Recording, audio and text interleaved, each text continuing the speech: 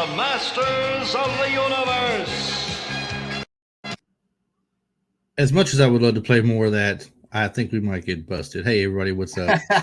That's right. Chris Adams, your host, Travis Rollins, the best thing going today, co-hosting That's the show tonight. Oh, yeah, We baby. have got a fun concept tonight that we're going to tackle. And what we are going to do is we are going to do a casting of the Masters of the Universe if we were having a movie come out today. The people that we think should play the character. I have gone through and made a list of people that I think should play the roles, and Travis has a list of people that he thinks he would like to see play certain roles. Yes. All the same characters. We didn't go outside of that. And this movie, we're kind of in agreement for sure on one thing, that it needs to take place in Eternia. Absolutely. If it doesn't take place in Eternia, what's the point? Because the original movie made that mistake and didn't do it, as well as not having Orko in it. And they kind of paid the price for it a little bit. So the popularity didn't take as well to it.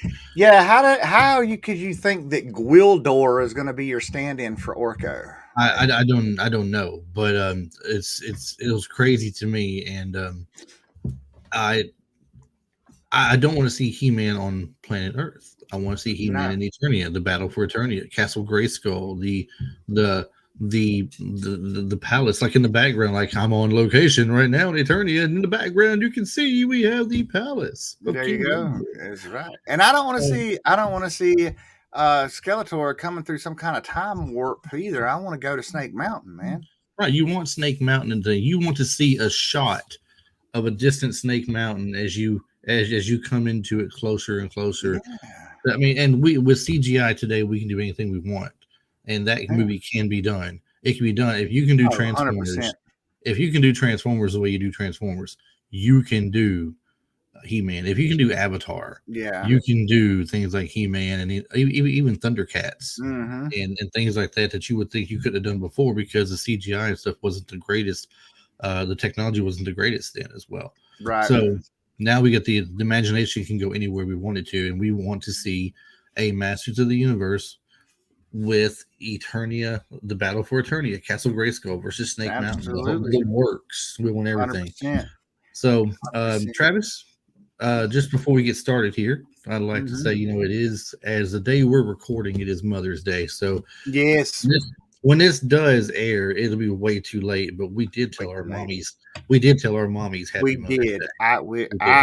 We actually, at my house, we got in the car and drove by the two grandmommies, which would be my mommy and Tasha's mommy. So we actually went by and said hello and happy Mother's Day. And you see, I am currently 8 hours away from my mommy, so I had to FaceTime her on the phone and tell her. Heck yeah. However, it all counts.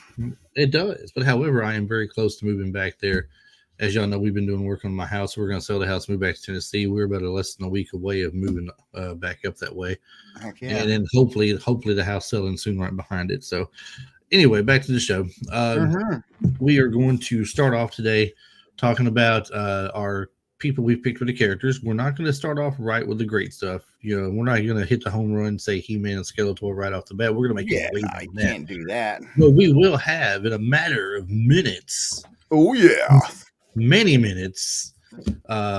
He-Man, Skeletor, some evil Lynn, some sorcerers or people. We're going to start off with some of the lower end people we picked. Yeah, we'll go with the people that you've seen like kind of all the time. Yeah, Travis is good. Oh, before we say, Travis is running the board tonight. Oh, hey y'all, I'm running the board. Travis is running the board. So if anything goes wrong, you can still blame me. I'll take it. But I got confidence in him tonight that he's going to nail this. I will. And I have something that I have to add to it too as we go along. But I can do that as we go. So as we go. Yeah. So Travis, if you will, the first casting of the movie, just kind of give us a little hint on the character or a little rundown on the character or something, if you will. Oh, well, the character, he's Big Daddy. We're going to talk about Big Daddy first. He is the Prince of Eternia's father, which would make him king. Really, in the show, man, he really didn't do a whole lot, to be honest with you. They'd show him in the throne room, and he'd be sending out Tila. And do you know what's funny? What's that? He's the king, right? He's the ultimate. He's the king. He should be defending the palace, defending his people. Right.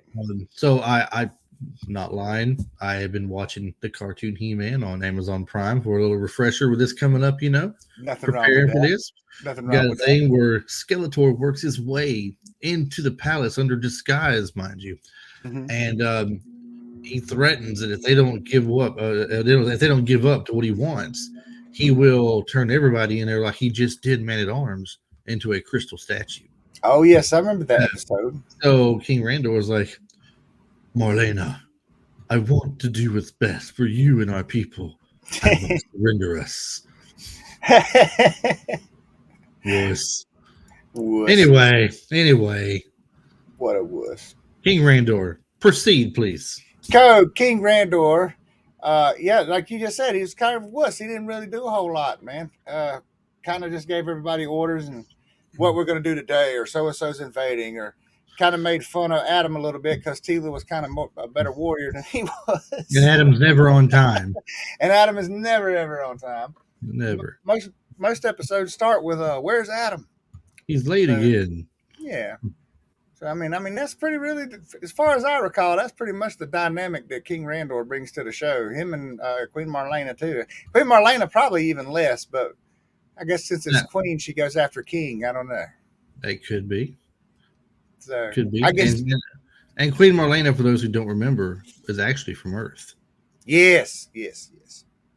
Somehow so, her King little Randor is an Eternian, and Queen Marlena is an Earthling. I Earthling. wonder, is he really Ego? What if Peter Quill is He-Man's brother? What if? So I guess how about then you start us off for ease of running the board, so I may not make as many mistakes. I have it in a certain order. Well, a certain order, and since we started with King Randor, my King Randor pick, I chose Viggo Mortensen. Bam! I chose Viggo Mortensen because I was sitting here wrapping my head around this, going, "Who can I pick for King?" Because it's got to be a solid pick because we're doing an ensemble cast, and this is just like saying the Avengers today, or back in the 80s when they did like the Breakfast Club or the Outsiders or Red Dawn, or they had an ensemble cast in all these movies of stars, and that's what we're doing here. So I wanted someone who is big enough of an attraction, but also strong enough to play the role of a king, and he's done it in the past in the Return of the King to the Lord of the Rings. So I'm picturing him as King Aragorn with a smaller crown, basically. And I said, he could pull that off. He can have the look with the hair. He's got the beard. Put the small crown on him. He can do a king's voice. He can do the act of a king. I think he would do good and nail it. So I went Viggo Mortensen. Yeah, I love that pick too. The second one more look at the Viggo. Viggo. I love Viggo. Every movie he's been in too, man. He's such an incredible actor, man. So I think that is just a stellar pick. I personally went with Mr. Stephen Lang. And I personally seen it, and I said, man, why didn't I think of that? I went with Stephen. I didn't do this with every pick, but I went with Stephen basically because I wanted Stephen as Cable number one. Yeah. And Stephen is so jacked, man. This dude's almost 70 years old, and he is still jacked. Yeah. And I remember, growing up watching the cartoon. Not that I would want this movie to perfectly align with how the cartoon was, but everybody in the cartoon was jacked, including Prince Adam. Even when he was weakling little Prince Adam, he still looked like he'd whoop one of our tails. And think about this. Think about listening in the cartoon to King Randor speaking, and then picture Stephen Lang talking. Oh yeah. His voice is. His voice, he can portray. He's got that command of his voice to be exactly like that. Yeah, if he wanted to. And I like in the hair, the pulled back hair and the beard, it's all tight and thick, and I can envision him totally as a King Randor, and along with the fact that even King Randor was pretty jacked. It was a great pick. And I love Stephen Lang. Like I said, like you said, his voice, everything about that dude is awesome. Yes. So heck yeah. So then next up. Yeah, I was gonna say if we have a king, we got to have a We queen. got to have a queen. So next up would be your pick for Queen Marlena. With Queen Marlena, I wanted somebody who could be as close to her look in my mind as I thought would fit. Have a similar color hair, not a bright red hair, but still kind of a maybe a brownish red tint to it. And if they wanted to change it, they could, like we talked about, they could always put a little hair dye in and alter the color of her hair a little bit. But I thought with her exact look she has these days and her voice and the way she acts, that Mariska Hargitay would be a good one. I Uh, like that pick too. Law and Order SVU Zone, Mariska Hargitay. Um, I think she'd and look right regal sitting underneath a crown too. yes, I think she could pull it off really well. I Hmm. really do. And I mean, she's an attractive lady. Queen's got to be somebody you think of a queen, you're thinking, the king and the queen. The queen's usually an attractive lady or something. She looks good, Right. but at the same time, she's elegant, and I think that she could pull off elegant as well. Hmm. So that was my pick for her was Mariska Hargitay. I went with Miss Mary Steenburgen. I had to fully pronounce her name. That photo doesn't reflect who you think of, I don't think, but she was the mom that was it Dale and Step Brothers married. She was the one that may want to try. I've had the old bull. Yeah, I think so. Same kind of thing. Since I went with Stephen Lang for Dude, King Randor, when go ahead. when I hear her name now, Mhm. all I think it was Back to the Future 3. Oh yeah, yeah. I She don't was. know why. I don't know why. But that's all I think. It was Back to the Future 3 when I hear her name, and all I can hear is her that Emmett, Emmett, Marty Right. McFly, ma'am. Even Kevin Klein. When the third one was the Western, wasn't it? Yeah, Where he went back, he had on the Calvin Klein. Your name's yeah. Calvin. Well, no. Calvin Klein. That's the first one where they call him Calvin Was Klein it the first one? I because of thought it his was the underwear. second one. Yeah, I thought His that was underwear. the third one. When he goes back in his old western, they're asking him, what's your name? He says Clint Eastwood. They said, what kind of a sissy name is that? Yeah. You know, Yeah, but anyway, so I wanted somebody, as I stated, Stephen Lang is knocking on the door of 70. So I wanted somebody who was kind of, didn't look like he was robbing the cradle too awful bad. And Miss Mary Steenburgen is a little closer to his age. yeah, And they're the same thing. I feel like she could look regal. She could pull off the part. Sure, she's not going to absolutely. have that many lines or anything in it. So, but this is our dream casting here anyway. So, See, that's the thing. The king and the queen never had many lines in the no, show.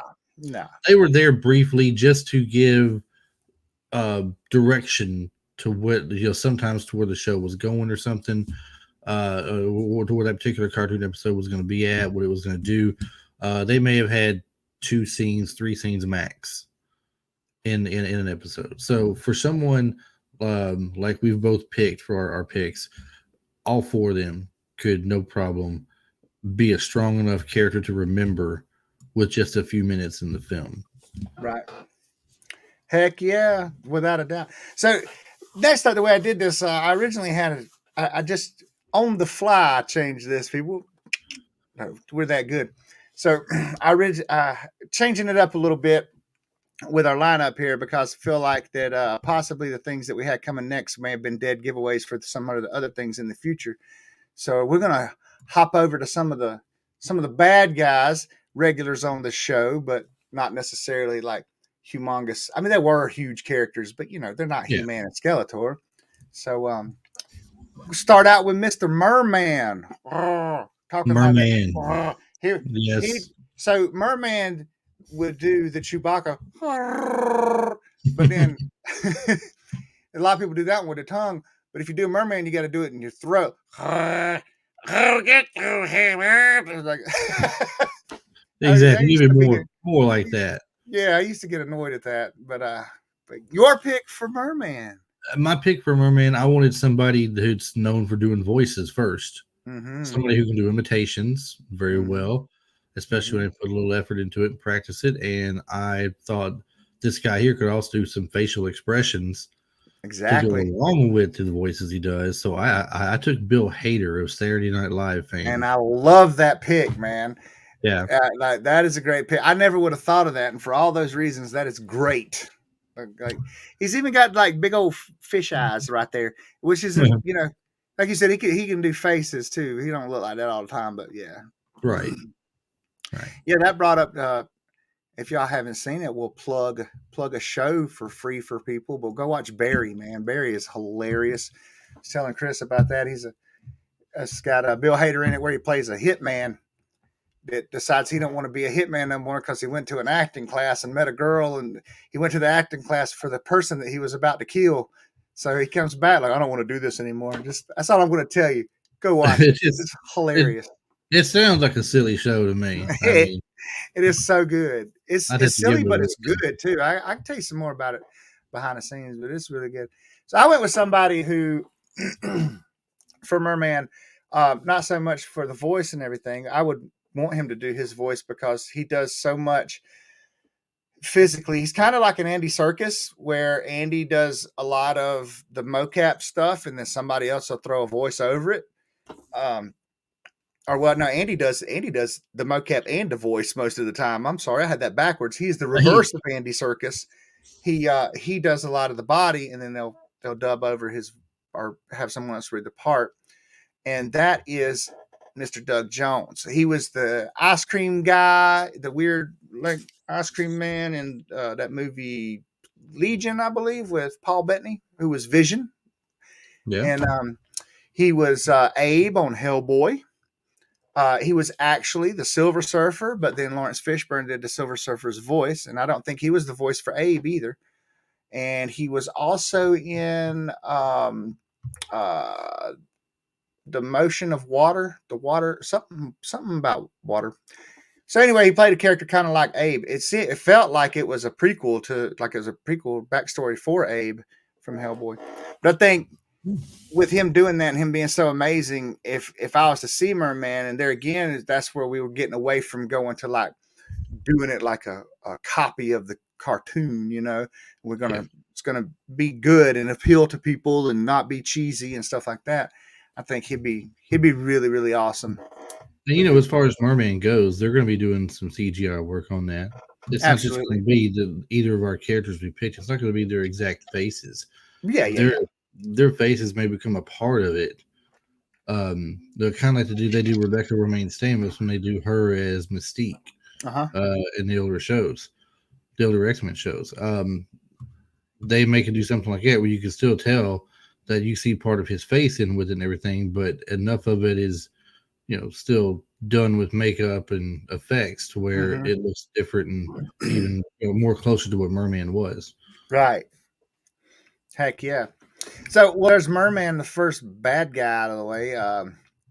Let's do another switch up on the fly here, and we'll just switch over to the good guys team and go to Stratos. Stratos. Does anybody remember Stratos? Yes, yes, I do. I do. No, I'm sorry, my Yeah, bad. I was talking to them out there because I remember. Oh, I remember lots of them. I know. I was so just for a heads up, I'm the one that picked the characters for the movie.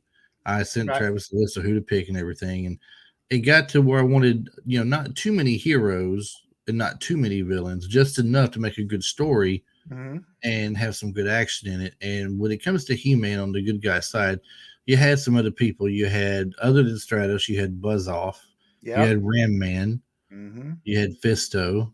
Yep. Um, oh gosh, was it Mechanic was one, I believe. Yep. But Yeah, and then Mechanic, robot Mechanic, or was he? He was the robot, wasn't he? I He think he told was to a robot. Roboto. He He had didn't like a seem very red. believable. He had like the red flap, and he had like a clear chest, so you could see his gears. No, That wasn't no, Mechanic. that was Oh, something else. Mechanic. No, Mechanic had his neck was Just like to extended. He had raise the up. he had Yeah, the upside down triangle glasses with the red. Yeah, yep. yeah. I've got him too. I've got the entire He-Man line. So I've got some of it broke out, as you can see. There's Castle Grayskull right there, but I don't have my actual figures out. They're still packed up. Yeah, he's too good to have his figures out because he thinks I'm going to drive all the way to his house and And steal take them. his figures. All right, because I had to. I had. And I had to install security and cameras and everything. don't tell him. I will go take them in a heartbeat. Don't tell him. But Heck yeah.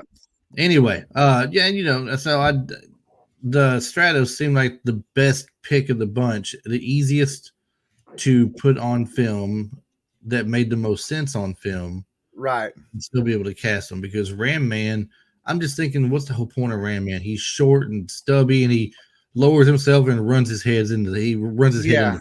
I mean, Yeah. That's not going to be. Yeah. it's not going to be entertaining. It's not going to fit in.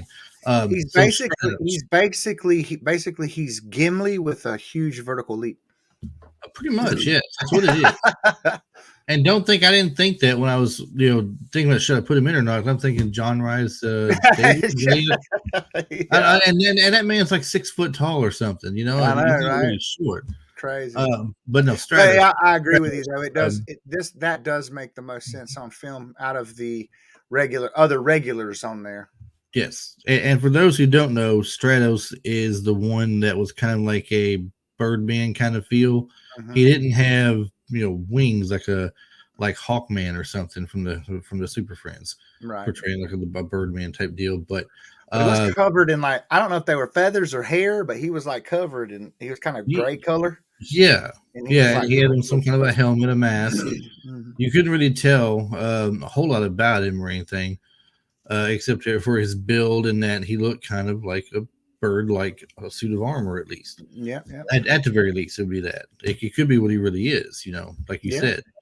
But anyway, I took Anthony Mackie, who plays in the Salute. Avengers movie, and he plays Falcon, where he's already in a similar situation where he flies through the air and everything, and has wings as Right. Falcon. So I thought his body build would fit the same as what Mhm. Stratos is. Right, right. Even I hate to say it, even like the shape of his head almost, because I just watched an episode the other day with Stratos Owner, and the first thing I thought of was Falcon Yeah. from the Oh, I could totally see that without a doubt. Without a doubt. so, and I think he's got it doesn't require a superior actor. Not that he's a bad actor at all. He's not. I mean, but it doesn't require someone that's a superior actor in the world to play this role either. So I mean, Yeah, he's yeah. definitely pull this off, hands down, no problem. Oh yeah. So All right, so I went with for my pick on Stratos. I went with someone who I really like, and I wanted to put into the movie, and I could fit him in a couple other places. But as I was doing this, I was like, "How much fun would this be?" It would make more sense probably for me to trade him out with another. Yeah, yeah, I could put him in a couple different places that other people would think would make more sense. But I wanted to see it. This dude is enormous. So like unless you did some of the movie magic where you brought him into size with other people, this would be kind of don't make sense weird. But you know what? There's a lot of big birds on the planet. Maybe he's an albatross. I oh, picked Mr. Winston and Duke M'Baka. M'Baka. That dude's big. That's a big dude right there for real. Yes. But I would just I mean some of these picks I did just because I want to see it. I just want to see how we would make that work. And Winston Duke was one of them. I like Winston. I like what I've seen of him, and I hope he continues to do well, and I hope to see more out of him because that dude's got all the potential in the world, on any level in any role that he plays too. And he's a big dude. I'd like to see him have more of a role in something than. Could you see him? Not that this is on our forte on the show, but just out of curiosity, could you see him advancing his role in the Marvel world to stepping up to be the next Black Panther? Well, everyone's heart's desire is for Shuri to take it over, even though that does co-align with some of the things that some of us complain about look, we're going too far with this woman empowerment stuff. But Shuri, I want to see Shuri as it. But maybe. I think he could handle it for sure. But Yeah. I'm not sure that they would ever go that way. I really feel like, honestly, for the Black Panther, that'd be a little bit of a stretch just because of his stature. And the Black Panther is supposed to be very acrobatic, lean, muscular, and ready to go. Yeah. Although, like I said, it's not impossible, but I would feel like he would fill more the shoes of like a Thor type character because he's known for his power. So maybe he would somehow get some kind of something would happen with the vibranium, and you know what I mean, or maybe since the Black Panther's power comes from that from since the Black Panther's power comes from the flower. Maybe he'll get it. Maybe he'll get the same power, but he'll be something else. Can I would you like say to that? see that. Can you say I would that like to see again that. 5 times real fast? I know, right? Hell yeah! But yeah, I would like to see something like that. Though that would be pretty cool, Yeah, without a doubt. but still, excellent pick for Strato. So great. Thank you. Yeah. So was yours. You know, I'm well, enjoying all what of our picks so far. you know what we may do just for some fun. What's that? We may put this on our Instagram page to let everybody participate in the fun here with our picks, and we'll do a series of stories on Instagram with a split screen saying, who would you pick for this role? Would you pick, as far as Randor goes, would you pick Stephen Lang, or would you pick Viggo Mortensen? I think that would be fun. Mariska Hargitay or Mary Steenburgen. Right. Or however you say her name. Steenburgen. I keep want to say Steenburger. Yeah, I know. Steenburgen. Steenburgen. So, but yeah, we we may just do that. See if we can get some participation. So if you guys see this come out and you follow us on Instagram, please make sure you make a pick on there. That would be awesome. No doubt. Heck yeah. So what we got next? Next up, we got who we were complaining about him leaving out last time and replacing with some weird looking little gopher nut man. I don't know what he was. I'm going to admit something when you bring this up in a second. I'm going to admit something that I just finally did in the last couple of days. It's been since the early 80s, and I just now got around to finally committing to watch them, and I did. But anyway, go ahead. Oh, I need to know what. And it ties into what you're bringing up about our complaint, because our complaint is what? The Orko was missing from the movie. And who they put in there? Gwildor. And do you know who did the yes, I do know who. I do know who did Gwildor. And what is he from? Willow. I did for the first time ever in my life. Yesterday, I watched Willow. Oh, for real? Oh, Lord, we got it. You got to tell me what you think, man. What you think of Mads Mortensen, dude? It was it was an awesome movie. I'm sitting here thinking to myself, why did I never watch this when it came out? I'm so happy to hear that, man. It was great. And there's one other movie I watched the day before that I never watched it. Everybody keeps talking about is the movie of the 80s movies. And I thought, well, if everybody's saying this is the epitome of 80s movies, adventure and not really sci-fi, but what's the word for it? Like Willow and everything. Fantasy, yeah. Fantasy. For the first time, I watched Princess Bride. Oh wow! You had never. I didn't know you. I had never seen. Known you. You may have told me that. Actually, I think you did tell me that on the last the comedies show. Yeah, I have never seen Princess Bride. Yeah, I had never seen Willow, and I vaguely remember Labyrinth. I watched it, but I vaguely remember it. So I'm gonna go back and rewatch Labyrinth here soon too. Yeah. And along with Labyrinth, I've got to watch. There's another one I believe. Legend. It's got to be Legend. Legend. I have to rewatch that again. Tim Curry plays the devil, and it is to this day, one of the best looking portrayals. Like the SFX, the makeup that they did to this day. I challenge you to find a demon or a devil that looks better than Tim Curry as the devil in that movie. It is amazing that still holds up to today too. Well, I will say that The Princess Bride did not live up to my expectations. It was not a bad movie. Right. Okay? It's not a bad movie. It's a pretty good movie. But if I am ranking 80s movies, The Princess Bride is not in my top 5. It's not even in my top 10. It wouldn't be mine either. I don't know who was saying that it's a quintessential 80s. I will not mention any names. Right. back to this. We're talking about Gwildor was the one who took the place of Orko. We're like, Yes. no. We're like, no. We got CGI now. We got ways you can, if you can make Gollum, you can Yeah. make Orko. Right. And I am one And for. if you're gonna make Golem and you're gonna make Orko, Yep. who do you got to have? You gotta have Andy Serkis. Right. Wow. Because this is what he does. Okay. Right. He's acted in some roles, yes, but this is what he does. He learns the motions, and mimics the moves of what he's saying. And Orko he's going to be easy. Orko pretty much floats in the air as he's got by. arms, pretty much. He's got arm motions and everything. You're gonna get Andy's arm. Exactly, and you're going to get, in my opinion, not Andy's voice, because I didn't want Andy's voice. Right. I still wanted Andy Serkis to serve as the person who does the behind the mocap. scenes work, the mocap. But for his voice, I want to have Willow himself. Willow himself, and that's another reason why I was bringing this up, was I just saw Willow. Heck yeah. Okay, I Mr. want that in here. Warwick Davis. Exactly. Warwick Davis has been on a lot of stuff over the years. He has, and him and Andy have done things that a lot of people don't realize they've done. Both of those men. Yes. Andy was also Caesar in Planet of the Apes. Warwick was the little goblin that was the head goblin at the bank in Gringotts Bank in Harry Potter, along with a whole bunch of other stuff. So, for that reason, I mean, hey, I picked Warwick Davis too. You know what, Travis? That is an excellent pick. That, I feel like it was a good follow-up. I feel like you made the best pick right there when you did that.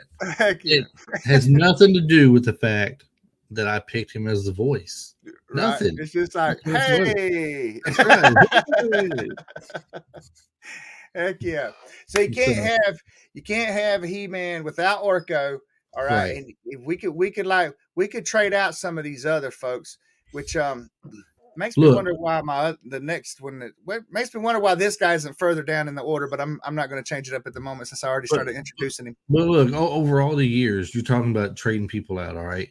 Mm-hmm. They occasionally in the show, like I said, they brought in Buzz-Off for He-Man's allies or Fisto.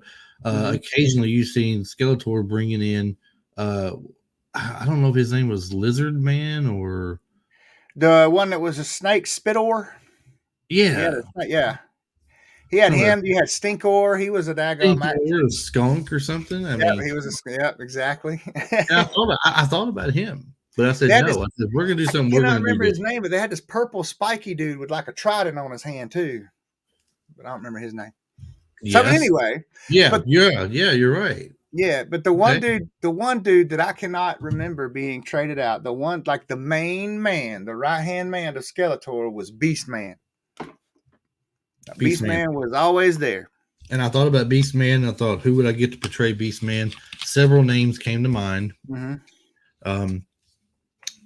Not the one you picked that you told me earlier, but I was like, once again, why didn't I think of that one too? The one I picked was Ron Perlman. To me, he was obvious.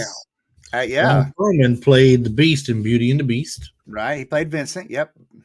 He's done that. He's just got this look about him that if you put him in the makeup, a version of Beast from Beauty and the Beast would make him look more menacing. Exactly. He can easily be Beastman. Yeah, and that's a walk in the park for him. He was Hellboy. I know. Exactly. He's got lots of roles where you think he could portray something, and he was in Blade. Blade 2 or 3? Magical in Blade 3, wasn't it? No, it was the second one. It was Blade 2. Blade Trinity was the one that had Triple H in it. So Blade 2. You're right. Yeah. It was Blade 2.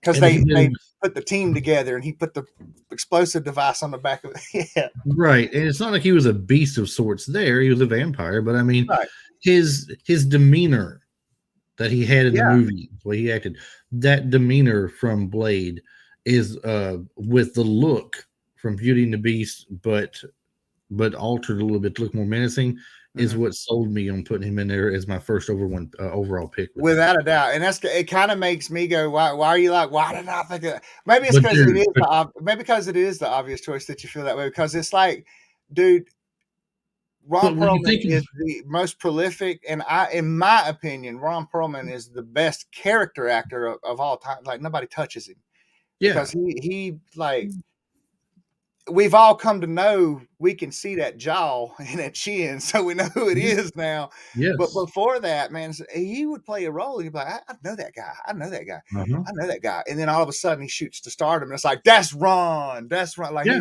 he's But at the same time, he's a part of our. at the same time, your pick that you made for it, Thank you. going back to a certain movie, Yep. that is Beastman too. That's You know, Taylor Mane. He played Sabretooth in the first that X-Men movies. Taylor Mane or Tyler Mane? Tyler Mane. I'm sorry. I don't know why I said Taylor Mane. I should have said Taylor Dane. Just got I it saw all the you. way wrong. I saw I was laughing. And I was thinking, We hadn't got a name wrong yet, so let's what, just do that. what Yeah, was it? Taylor. What was a Tyler Taylor Mane. Dane song? What was a Taylor Dane Oh song? Real gosh, I quick, don't come remember. on. Are you gonna tell it to her heart? Is that what Yeah, you're gonna tell do? it to my heart. Yeah. Is it Oh my just gosh. love or just a game? Oh, we're But yeah, terrible. Okay. Tyler's that's another one, man. He's a big dude. He was a wrestler, bodybuilder, and he's on like I think he's like 6'9", 6'10". He's big. He's a big dude, and he's still a big dude. Even though he's a little bit older now, I really feel like it'd be easy for him to pull off. He was in another movie I was just telling you about with John Cena, where they play firemen out in the woods, and then these little kids end up they end up Are you there and they have to take care of. are you are you sure it was John Cena? I'm not sure. His name was in the credits, but I didn't see him. Okay, that's what I'm saying. Could you see him? So that's cool. Hey, yeah. So, All but no. So next up, we got who? This is the person that I was like, why did I put him in behind down the line from Beast Man? But he was still very very regular on the show, and that's Trap Jaw. Yeah. Yep. Trapjaw. With Trapjaw, I get to thinking on that when I wanted somebody who, yeah, because first off, Trapjaw was goofy looking for one thing. I mean, he's practically a robot, right? He's because you see in scenes where he eats metal swords or something, or he's got the different attachments, takes off one attachment to his arm, puts one that shoots a laser out or something. Yeah, yeah. But, I mean, I'm thinking like a mace that he can swing. yes. I'm thinking well, we could have a Trapjaw in this movie that was not just robotic. I mean, he doesn't have to be robotic. He could be cyborgish. Right. Okay. And being a cyborg, he's part human and part robot. Right. We could turn around and we could have where he could make they could change attachments on his arm, do different things. He could be like Jack. He'd be like Jack from Mortal Kombat or something. Exactly. But he could still have the look. And Tom Hardy is who I went with. And I'm thinking, Tom Hardy has got this solid look on his face that he's going to lose the beard and everything. Yeah. And put a little makeup, put a skull cap on him where it looks like he's just got a solid metal cap on his head, and he can pull off the Trapjaw tendencies and the way he acts with the facial looks and everything. It's not going to be like he's eating swords and stuff like that. Of course, yeah. But he is a strong cybernetic thing. We could even go as far as to compare him to Cyborg or. Yeah, absolutely. And you could play with the Trapjaw type stuff too. I mean, he could have like he could have like a prosthetic or something, or half of his face could have been destroyed. He could be like RoboCop-ish or Terminator type thing. He got something happened where they had to replace the lower portion of his jaw where it got broken and dislocated off his mouth. It's dangling off to the side or something. Yeah. They decided to go ahead and replace it with a quote unquote steel trap. Right. And that's why they call him Trapjaw, because he's got that look. But it doesn't serve a purpose though in the movie.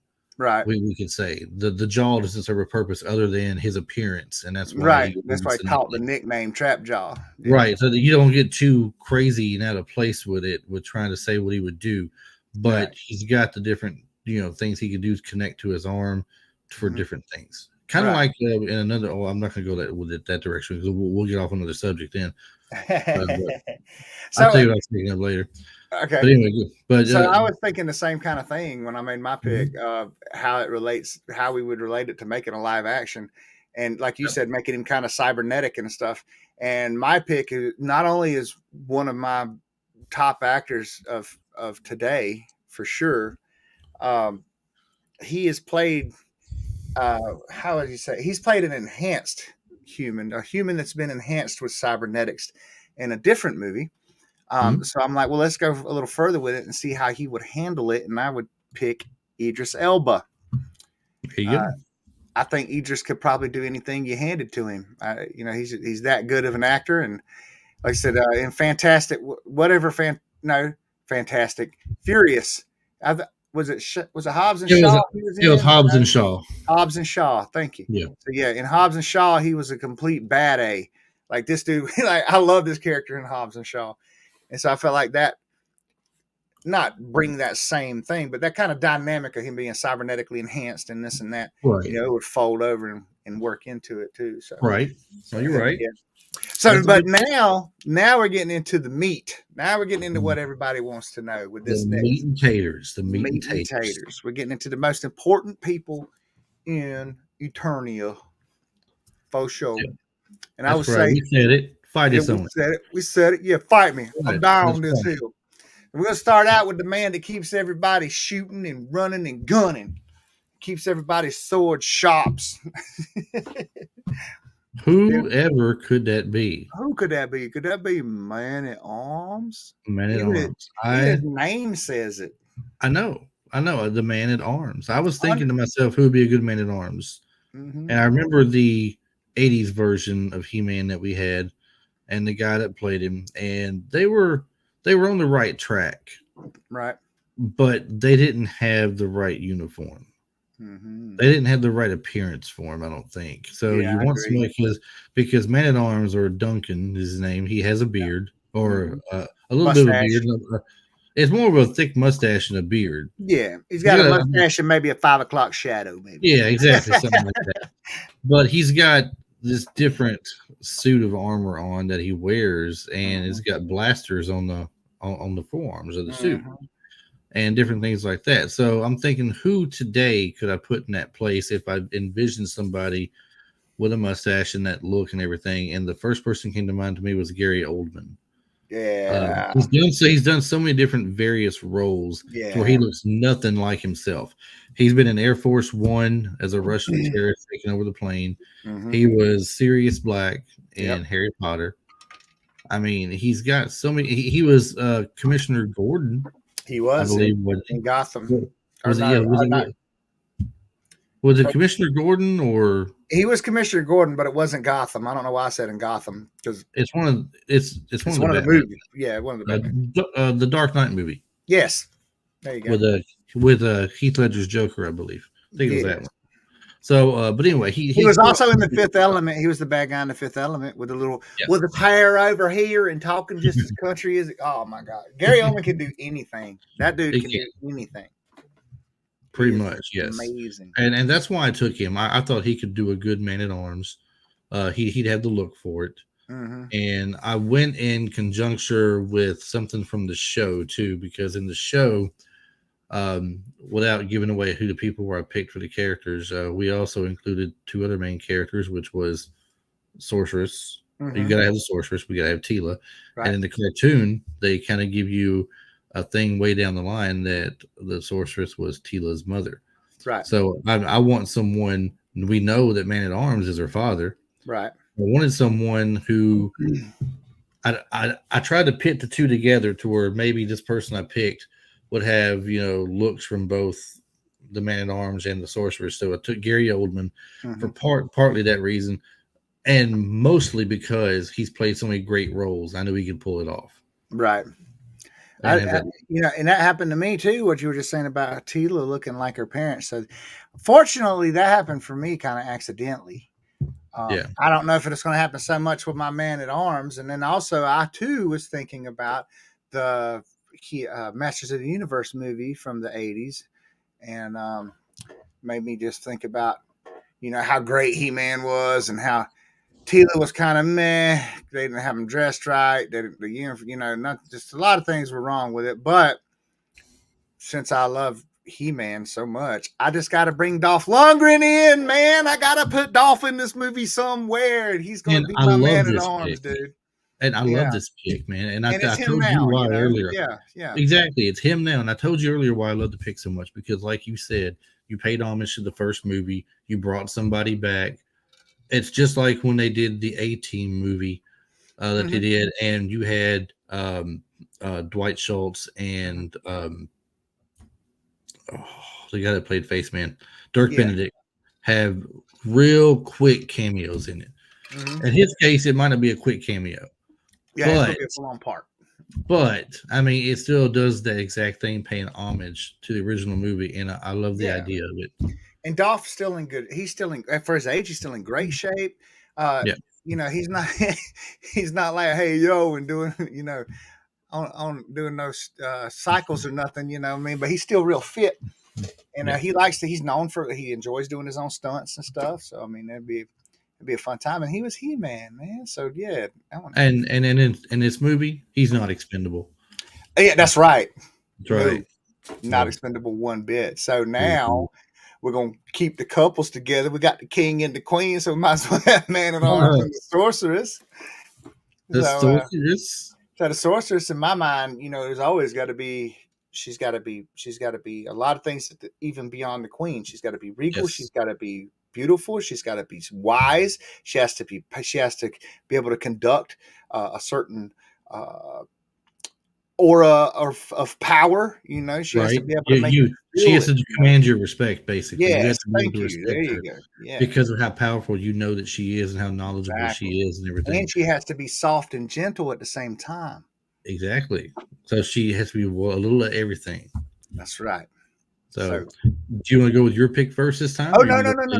I was leading into you. I was like, I just had thoughts on it. So let's. Yeah. No, you did. You did great. You did a great job describing her too. I'm cool either way we go.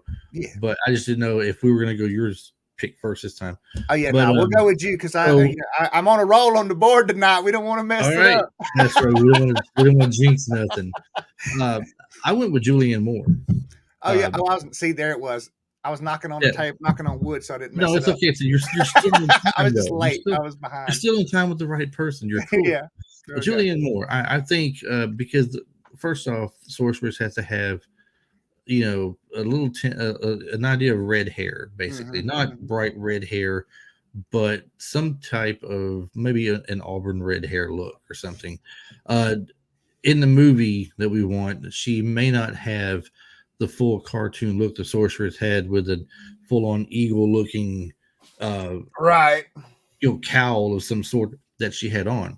In the past movie, I don't understand. The sorceress was like a way older lady with some kind of a crystals looking thing comes off her head. So in the 80s movie, Skeletor was actually siphoning her power, and that's what was causing her to look old.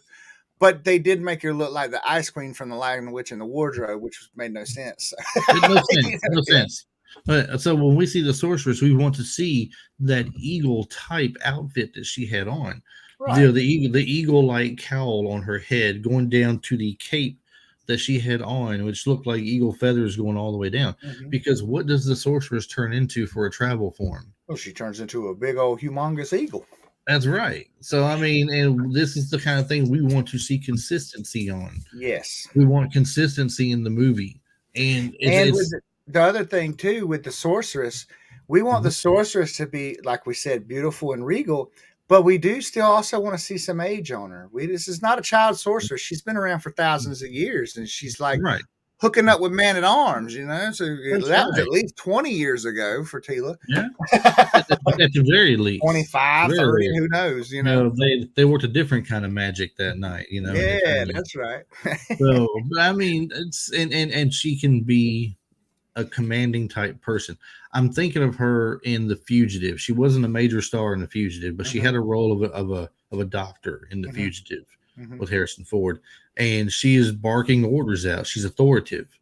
She knows her stuff and everything, right? But at the same time, she was cool with the cops. They were questioning. She's like, he saved the boy's life. He did good. She's more of a, I don't want to say her tender side coming out, but more of a not quite so commanding person, but still demands, your respect and you recognize her presence in front of you.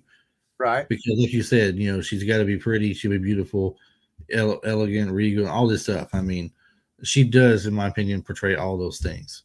Absolutely, as and well as oh, being an incredible actor. I know well, you were segueing, I, but I was gonna say as well as your pick. well, yeah.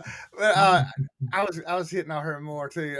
My brain went sideways. I was going to name some other stuff, but my pick too. Yeah, I agree with you. I think both of these ladies are equally talented. But my pick was Miss Kate Blanchett, who I Now, am head over I heels in have a, love with. So I have a question for you okay, because yes, she is hot for her, and there's nothing wrong with Kate Blanchett at all. right. Did you come up with Kate Blanchett for this role because Not because of LOTR.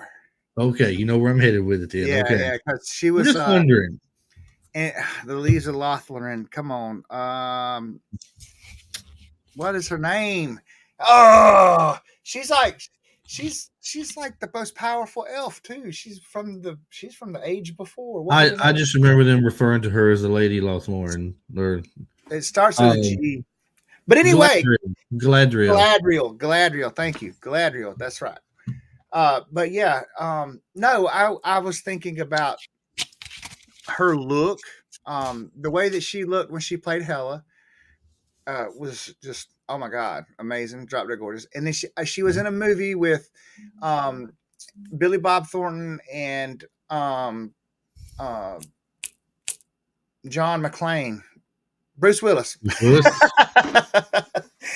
and it was called Bandits. Yippee-ki-yay. Yeah, guy, but it was called Bandits, and she had this Yeah. fire red hair in that movie, and just I'd forgotten that was her, man. It's been that long since I've yeah, seen it. I've forgotten it was her in yeah, there. that was her. She was But you're gorgeous right. in it too, and she's the same way. You know, she can do any range of emotion you want for her. I even saw this ensemble piece where she played a a man, and it wasn't like a trans type thing either. Like she portrayed a man, and it took me a minute to be like, is that really Kate? Like, you know what I mean? Like you're looking at like, is that really her? And so yeah, that's why I picked Kate because I'm in love with her, and I think she'd make an awesome sorceress. Nothing wrong with that at all, man. I agree with you. It's a great pick. I love it. Heck yeah, I love your pick for this next one, which would be I guess if Beast Man is Skeletor's right hand man, then this would be Skeletor's left hand woman. It'd be Left hand. Oh, okay. Oh, well, you know what? Hold on. I plead. It's a good thing I'm not working the board and like that. I forgot my pick. Um, boy, it's terrible, isn't it? Aha. aha. Aha. I wanted somebody for this role. We were picking Evil Lynn, and I wanted Yes. somebody for this role that I thought had the look on the face that could portray that kind of an evil look just in their eyes alone. When you look into my eyes, you know that person's going to be evil when they want to, but at the same time, you look at her and she is, not evil, but you're just like, man, I want that. Yeah, So yeah. I went with Margot Robbie. Bang bang. Those And eyes, boy. Ooh, and everybody talks about her being, of course, Harley. Harley. Yeah, thank you, Harley Quinn. Drawing a blank on the name, but Harley Quinn. And We're enamored Harley with all these Quinn. beautiful women we're throwing up on the screen. I know we can't think straight now. But Harley Quinn, when she had in the first Suicide Squad, Mhm. she's got the pigtails. Okay, she's got that look, and she's got this playful look on her most of the time until you make her mad. Then she's Right. got this downright evil look on her. Yeah. And her eyes portray everything on her when she does this, to me anyway. And that's what I was picturing. I envisioned on her Evil Lynn's headdress that she wears, with her hair pulled back and the headdress on, and just looking kind of like at her eyes. And one way you can think about this is think of Kim Cattrall in Big Trouble in Little China, when what she looks like normal in the movie with her hair out and everything, versus the way they dressed her up for the wedding with Lopan. They had that thing on her head and it pulled her hair back tight. Right. And the I don't want to call it a crown. Maybe it was a crown. It was something on her head. But it changed her appearance and look with the makeup and everything all around. Do the same thing with Margot Robbie, and that's Evil Lynn to me all day long. Heck yeah, I love the pick. I'm kind of the same with Evil Lynn. I wanted to go with someone because because let's face it, all misogyny aside, uh, you got to have fit and beautiful people to play in this movie. Well, you do. I mean, the way they portrayed it in the cartoon, you got to. We like I said, we want consistency. Exactly. So for me, Evil Lynn, I'm one that bucks the norm anyway. But so for me, Evil Lynn, I was like, hey, Evil Lynn's pretty hot too, you know. So Evil Lynn has to at least be able to keep up with Tila, you know, that because that's kind of the dynamic there, Evil Lynn versus Tila. Mm-hmm. So I went with someone who I feel like can show emotion in their face and in their eyes too, and can give you some evil eye. And Lord have mercy, I wish I was her significant other to get her to give me that evil eye sometime. But I picked Zoe Saldana. You're gonna get in trouble. You're gonna get in Tasha's trouble. gonna watch I know. this. I don't know. Tasha might agree with me. So I got Gamora here, but yeah, Zoe Saldana, man, she's great too. I feel like she could do the same thing, you know, just that evilness and that turn and look and that scowl, and you know, we were seeing it behind green paint and texture when we saw her as Gamora. But if you look at things like Colombiana, she was really amazing in Colombiana, and Yep. she's been busy with the Avatar stuff. But yeah, I love Zoe. So Yeah, it's a great pick. It's a great pick. Thank you. Yeah. And then, so we were just talking about the opposites, the opposing forces. So that brings us right into Tila. Man, I could not make up my mind, and I just remember who my backup was. I had two women I was choosing from. I couldn't make up my mind, and I finally went with the one we're about to bring up here. But I went with Jessica Biel. Yeah. I'm thinking Jessica Biel. I was thinking from Blade 3, her character in Blade 3 she portrayed. Right. Was really bad. You know, awesome. She could fight. She had the bow and everything. She could do different things. I'm thinking, well, this girl could pull Tila off in a heartbeat. She could do this. But at the same time, I was thinking of the girl that played Gamora's sister. Oh, yeah. She'd be good too. Yeah. Nebula. If you think about Nebula, the girl who plays her, I can't remember her actual name right now. I had it just the other day when I was looking at it, and I just, for some reason, I can't remember it. But anyway, in Jumanji, the remake of Jumanji, the character she plays in that. Was she in that? That was her playing the athletic redhead. Oh, no way. Yeah, I just looked it up. Karen Gillian. Karen Gillian. That's her name right there. Ooh, dude, she would make an awesome Tila, dude.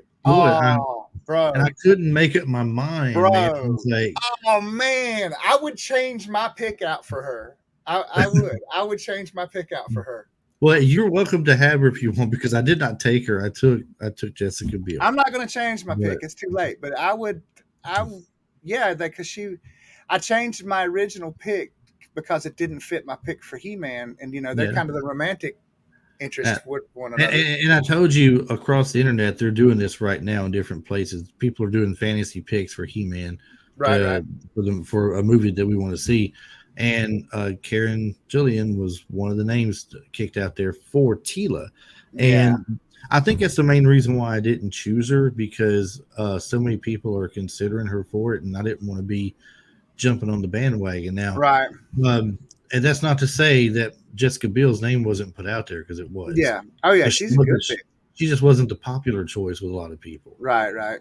And maybe it's because they didn't grow up watching some of her stuff. Okay. Yeah. That could be it. I think she could pull it off very easily. But let's go to yours for Tila. Mine, now that it's not, what did we say her name was? Now that it's not Karen Gillian. Right. Not Karen Gillian, although she can play a great one. Who I would almost trade out for Karen Gillian, but I'm not going to. Mine is Evangeline Lilly. And I picked her because the bone structure in her face, the square jaw, her musculature. She's a fit lady, man. I'm not saying she's jacked, but you can see the muscles rippling, you know. She immediately I just felt like she was Tila. And once again, I told him earlier, I said, why did I not think of Evangeline Lilly? Why? I love her and stuff she's in, man. I mean, anything from being on Lost Right. To And the being in Wasp. the Real Steel movie, playing the Oh, Wasp, yeah, and yeah. Ant-Man. Hmm. I was like, man, she could nail that role easily. Yeah, I She think could. so too. And I'll tell you, off the top of my head right now, one more person. What's that? Um, I I don't know what her character name is. It's Lady something. She was on Shield for a couple episodes. She fought alongside with Thor. Uh, this one right here. She played Sif. Lady Played Sif. Sif. Yeah, she'd be all right. She'd do good. She would be I thought awesome, she could actually. do it. Yeah. Yeah, I thought, but she already kind of portrays that kind of look in the Thor movie already. Well, I tell you who was And- my immediate pick, my instant pick that I had to go. No, stop that. My instant pick was Mila Jovovich. Yeah. And I had to say no, don't do that. Yeah, that'd been an easy pick to make too. Mhm. That'd have been an easy pick to make. Yeah. But we're trying to be, like you said, we're trying to be a little bit different and not make the absolute. Although I am guilty of taking two absolute easy picks in my lineup, and I've already given you one of them. Right. So, And heck yeah. So should we put? So now this is my question. If we give out our Prince Adam here, yeah, then I'm pretty sure it's going to be kind of a lock on who He-Man's going to be. So should we go ahead and move to Skeletor and let's say do Prince Adam? Skeletor first because He-Man is the absolute last. Right, and right. We can do Prince Adam just before He-Man if you want to. Let's do it. I like that. Okay, so for moving on to the ultimate bad guy, I'll get you, He-Man. I chose Travis Rollins. Yeah. There we go. Put your picture up there, Travis. Here I am. That's great. Beast Man. So, but no, when it comes to Skeletor, I wanted somebody who could have that facial look about him, to build on his face and jaw, the expressions he can do, the fact that he can do a high pitched voice. It's so sad. It's not going to be Alan Oppenheimer, obviously. Well, yeah, and it's sad to me too, though, that Jim Carrey said he's not doing any more movies. So yeah, because he can pull it off. He can pull it off. He could, but I chose Willem Dafoe.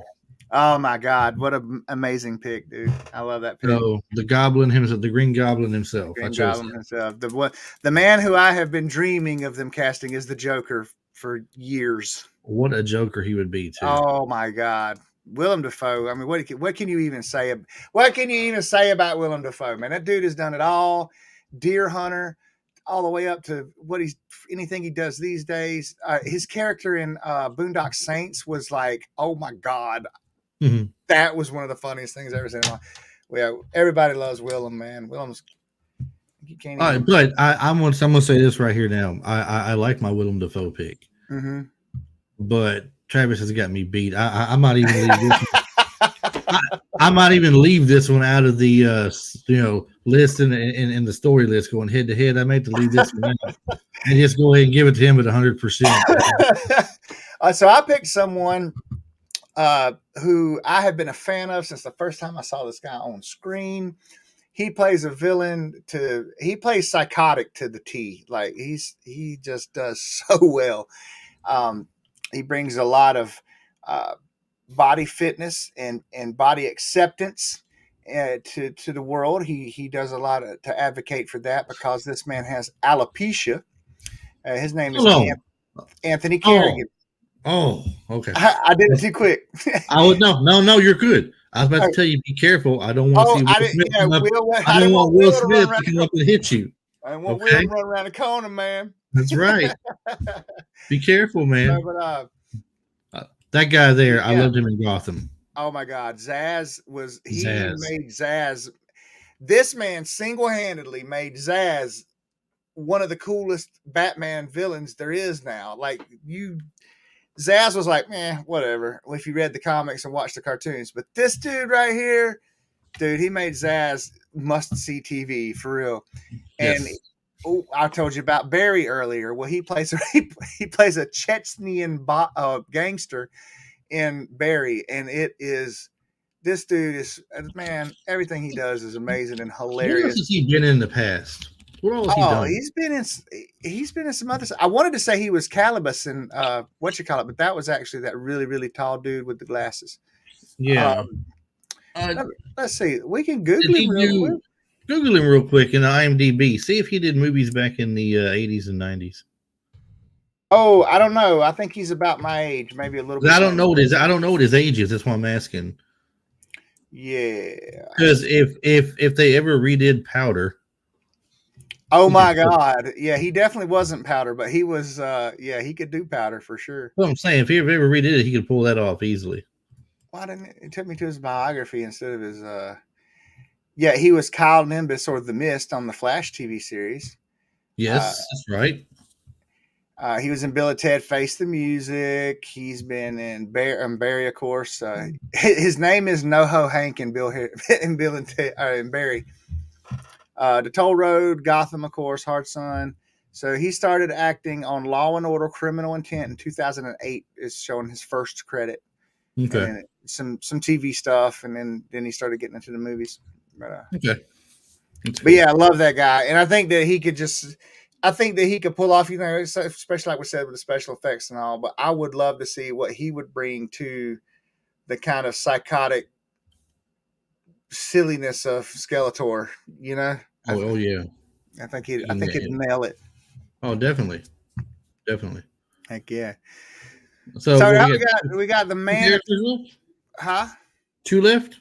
Two left. Two left. We got Prince Adam, and then we got the man himself, Mr. He-Man. So we'll start out with Prince Adam because, like I said, once Adams shows you Adam, you're gonna know who He-Man is. Well, I mean, Prince Adam kind of resembles He-Man in a way. Well, Uh you know what? I've been a little upset with the movies and the TV show series that they've been doing afterwards, where they're making him look completely different, or he turns into because in the show he lost his shirt and gained a bandolier basically. if Like you're he looked no different. referring to the Netflix version of it, I refused to watch it when it came out. Right. It's actually pretty good. I heard just the opposite. I heard Yeah, it was I actually like not it. pretty I good. like it. It depends on which one you're watching. Are you watching the one that Kevin Smith did, or are you watching the other one? Because there's two out right now. I only know of one, and when it came out, it was not about He-Man as much as it was about Tila. Yeah. So that may be the Kevin Smith one because they were pushing Tila into they were pushing Tila more to the forefront, but it was still about He-Man. It was totally about He-Man. But you got to think about it. With Tila being the daughter of the sorceress, you need. I mean, it's pretty good. And I'm But always see, happy that we keep He-Man going. We're introducing kids to He-Man and stuff like that. But I'm not happy with a lot of things about it, to be sure. I don't like the changes. The Yeah. changes made in it, the direction it goes, and the changes made. Just like I didn't like the changes that were made to Voltron. I Mm-hmm. started watching the new Voltron on Netflix, That's I and haven't then watched that at all. after I started seeing the way they made changes to some of the characters and everything and what they were, Mm-hmm. I said, "Nope, I can't keep watching this." So Right. I I respect that turned it though. off. I respect that though. I like 100%. my stuff the way they were. If you want to make something that is in your own vision, but you want something like a Voltron, do what the what do they call the Power Ranger people did? Rip it off in your own form. All You know, right. I mean, come Yeah. on. Heck yeah. But anyway, Prince Adam, Prince Adam. I chose Liam Hemsworth. Liam Hemsworth. That's right. Notice He he's only blonde. got some pretty eyes, He's don't he? he's blonde. He's got a clean cut to his Yeah. clean shave out there on his face. Young looking. Young. He's younger. Young, yes. Mm-hmm. And that, I mean, you just got to go with him. I mean, he should be he's a good pick for Prince Adam. He's not like he's super buff, but he's Right. kind of built in a way. He's kind of ripped a little bit, Yeah, and he can work on it before the movie gets there and make himself 100%. look a lot more. 100%. 100%. So He's obviously got good genes. It wouldn't be that hard. right, right. So I mean, I went with him for Prince Adam. Yeah. So for my Prince Adam, you probably know exactly who my He-Man is going to be after my Prince Adam too. And I went with a Prince Adam who I feel like I love this dude, okay? And I felt like he got a hard time in a particular movie. I was like, why y'all making my man out to be a little punk? But I hate it. It's kind of going to be like an Edward type thing for Batman. He's going to come back after some years and just be raw and like, ooh, he's going to channel all that anger from that thing he did in the past and make some kind of crazy dark character. And I chose Josh Hutchinson, or however you say his name. Yeah, we're going to butcher some names here, but I chose Josh, man, or as y'all might know him, Peter from Hunger Games. And I chose him because, in Hunger Games, he was a little whiny. He does seem like he's a little not as physically imposing. So you're saying this is his Cedric Diggory role, you were saying? Yeah. This is Cedric Diggory. Cedric. Hey, Cedric gets mad props. This is Cedric Diggory role. But when you think of Pat, you said this is going to be like, you said you're referring to Pattinson doing like the Batman thing. Yeah. It's like when you think of him, when he first come out, everybody's like, oh, look, Cedric Diggory's now a sparkly vampire. Yeah, the sparkly vampire is now the Batman. The Batman. I told everybody he was going to smash it, and he did, though. But that's neither here nor there. Yeah, I got Peter because the transition to me makes sense, and to be honest, I feel like he favors my He-Man, and Chris's Prince Adam favors his He-Man, and we did that on purpose. Yeah, we did that on purpose. So because there's going to be some. We want, once again, what do we want? We want consistency. Yeah, that's 100%. Right. We've been saying that this whole time. We want consistency. So right. So yeah, we collaborated and came up with the same pick for He-Man, and I'm gonna go ahead and share that with you all without further ado, since we're over time a little bit, and bam, there I know. See, you can't tell me that Terry Crews. You can't tell me Terry Crews can't do He-Man. Terry Crews is He-Man, bro. Okay, there's no way you can't say he can't do it. That's my first. I told him I was surprised you picked it, Travis. I was like, this is the man right here. Yeah, 100%. Yeah, we didn't even it tripped us out when we found out who it was. So I know, man, it's cool. So yeah, check out the social media, and we'll talk to y'all later. Sorry. I'm an Eternia. I don't know which way to go. Right. So yeah, we're totally full of it. Chris, who did you really pick? Although, if y'all want, if Terry, if you want to hop on YouTube or something and do some He-Man stuff, I'm down. I want to see that. Exactly. Yeah, exactly. Well, we'll put it on here. Yeah, I wouldn't be mad at Terry as a He-Man either. We could make that work. We can flop that around. Matter of fact, come on, America's Got Talent and do it. There you go. Heck yeah. Do what Simon says. But this is my second of my two obvious picks. Right, for He-Man. And I went with Chris Hemsworth. Bam. Yes, I took Thor. That's right. But if you think about it, once again, he can have a different look with his hair than what he's got going on right now. Thor's been several different ways. Mm-hmm. He's had the long hair. He's had the short, spiked crew cut like hair. Mm-hmm. He's had the big Lebowski. He had the Big Lebowski look in the Avengers when he was Fat Thor. Yeah, and somehow pulled all of it off. Exactly. So, he could put a bowl cut on his head or something if he wanted to for man. Yeah, and pull off He-Man. And then his brother, his brother looking just like him. Obviously, it's a perfect Prince Adam. Yeah, if you jump between those two, like bam, come on, Cringer, we gotta, by the power of Grayskull, pow. And then next thing you know, the lightning strikes and it's Chris Hemsworth. He's gonna not have the power, Exactly. So yeah, how's that? That is. You're right. That's the obvious, because that's the first one my brain went to too. So yeah, and after you tell us yours, I'm going to bring up the one that the internet's yelling for, that a lot of people's yelling for on the internet too. So which is actually, to me, that's a good choice too. It makes a lot of sense to me, but not as much sense as ours does. For me, I wanted somebody who was still young enough to not be too much, to not seem to, like they're aging too much, even though this guy has looked like he's been 30 years old for 20 years. And I wanted somebody big. I wanted somebody strong. And I needed somebody that could say, hey, Cringer, and then go, by the power of Grayskull, I have the power. So I got Alan Rich. He-Man. So I got Alan Ritchson, Mr. Jack Reacher himself, Mr. Aquaman. If Not, anybody has not seen Jack Reacher yet, go watch that series. yeah, that's awesome. Jack Reacher is awesome. Played Hawk in Teen Titans as well. Yep, played Hawk, and it was awesome in Teen Titans. Might I add? I'm mad at all my friends except Chris because he was the only one that told me that I should watch it. It's actually not called Teen Titans. It's just called Titans on HBO. Titans. And that's a fabulous show. It shows you the first fight scene that I saw was Robin in an alley, and I looked at my 9-year-old and I said, "See, now that's not Robin, that's Nightwing. They're going to call him Robin, but that's Nightwing right there. Only Nightwing busts heads like that." Yeah.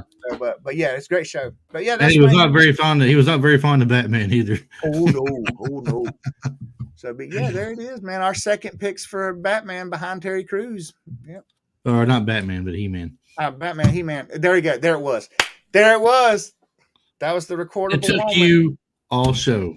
I know. You were at the very end of everything, man. Look, and if we hadn't went over, that's what it was. I don't really consider us over technically. We go anywhere from an hour to an hour 15 on an average. We're at hour 17 right now. True. So it's not too bad. So I'll tell you what we'll do, just that you pointed out. I would have picked Terry Crews for Batman over Robert Pattinson too, though. So I mean, you know. Yeah, I would. Do you think he can? Would he get in and go? I'm Batman. Oh yeah, I think it'd be more like this though. I think his hands would come in and be like, "I'm Batman." He could. He could get away with it, and he could get away with it. That's right. So, speaking of getting away, we're getting away with this. Yes. You got to tell us who the we are going to. Yes, exactly. And as I mentioned earlier, I will try my best to start getting those stories on there. A series of stories to release with a poll on it, where you can choose which one you liked on our picks and everything. So what I'll do is I'll get Travis to just email me those pictures he got tonight, and I'll go ahead and start making some things for those. I lost track of where we were going. We're going to social media. So we're going to social media. Are we going to social media, or are we going to go just real quick, let them know who the internet's yelling for? He played. I'm sorry. Yes, he was Eric, the Viking vampire on True Blood. Yes, people are yelling Alexander Skarsgård. They're doing it because of his portrayal of Tarzan that he did. They said he was real ripped and buff, and they think he could pull off a good He-Man. Cut his hair shorter, a little blonder, and they say he could do He-Man. I agree. That'll be a great pick for that. I mean, I feel like it'd be a little bit of a stretch. I don't feel like he's filled out enough. When I think of He-Man, I think of a little bit bulkier. Yeah. Not just ripped, but bulky. Agreed. So I mean, I don't mean Scott Steiner bulky, but maybe Lex Luger bulky. Right. Yeah, right. something. But anyway, if y'all don't know wrestling, just ignore me. That's it. Anyway, social media. Yes, sir. Some social media real quick. I used to play this video here for everybody to see. Yeah. But I got tired of the video because it just seems so cheesy when I look at it now. So just remember, all you got to remember is at Retro Life for You. Same name you see at the top of the screen right now, right up there. Retro Life for You. Your number one podcast for all things retro. Don't forget that. Just look up at Retro Life for You, Facebook, Instagram, TikTok. We have a Twitter page. Unfortunately, I don't know if Retro Life for You pulls up as it does my actual name that shows up on there is Chris A, a bunch of numbers and crap after it. So it's really stupid. And I can't figure out how to change it to make it otherwise yet. I'm still a Twitter newbie here. I had Twitter years ago, but I got rid of it and I forgot all about it. But reach out to us on social media. Follow us on there. You can participate in anything I put up there. If I put any polls up or anything like that, I put a lot of stuff up during the week. 2 or 3 times a week, I'll put something up most of the time. Unless we're extremely busy, and I might get one thing up and just a couple of stories a week or something, but I try to be consistent with it. TikTok, I've got a new series of things I'm putting out on TikTok for fun for some older movies. It's on Facebook as well. Travis has seen it. He loves them. I do. A lot of it, it's a cool look to it. It's got the different places at the bottom of the screen where you can follow us at, which are Spotify, Stitcher, iTunes, and you can go to YouTube where we are right now and watch us on video live. Well, not live, but on YouTube, doing the show on here. We're also at anchor.fm, which is where we host our show. You can go straight to there and watch it, and it gives you the opportunity there at anchor.fm to answer any poll question that I put up on there. You can leave a voice message for us on there, and it gives you an opportunity to help support us on there as well. It's kind of like it's kind of like YouTube having a tip jar or Twitch having bits and stuff like that. It gives you the opportunity to support the people who do shows on there, and it's up to you what you do. I mean, we're not asking you to go in there and put money on it, but it gives you the opportunity if you want to help support and see other things with it. So follow us on all those, and just what else? Did I put the email out there too? I didn't put the email out there. retrolifeforyou@gmail.com. Oh, yeah. Any questions you have at all, retrolifeforyou@gmail.com, and I will get back to you on it. They come straight to my computer and my iPad actually, so it's all good. Travis, anything you want to leave us out with today? But I got nothing, man. I wanted to do like a closing monologue, like, "Hey, friends," and tell you what we learned today. But I don't even remember what He-Man used to say, man. So now you know. Would that not have been perfect? Yeah. In today's episode, we learned that you can pick people to play roles in a movie, and they don't have to be exactly like the people that they portrayed. No.